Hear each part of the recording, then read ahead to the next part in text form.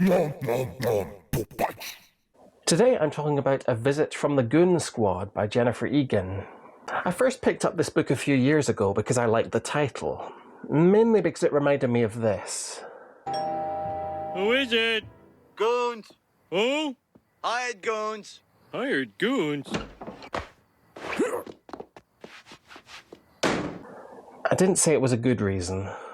It starts off in New York with a record executive's assistant going on a slightly awkward date where she finds herself confronting certain urges she's been talking through with her therapist. And from there, it doesn't so much take a left turn as a series of quantum leaps into different eras and characters, tracing their trajectories through life in a sprawling David Mitchell-esque web. I enjoyed Goon Squad on first reading, but I felt like I'd only skimmed the surface of what was actually going on, like I'd just read a bunch of loosely connected short stories rather than a coherent novel. I couldn't shake the sense that it deserved more of my time.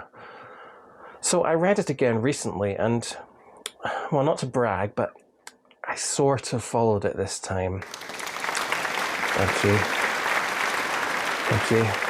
I didn't quite go as far as making a family tree-style diagram to keep track of how it all joins up, although you can find some of those online if you go looking.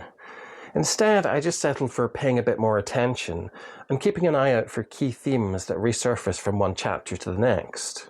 If you're approaching this book for the first time and want to grab onto one key theme to keep you afloat, I'd say go with aging.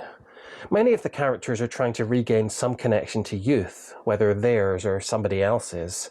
Some are just trying to rekindle old friendships in relatable, endearingly sad ways, while most of the older men are lusting after younger women and girls. So, just life, really.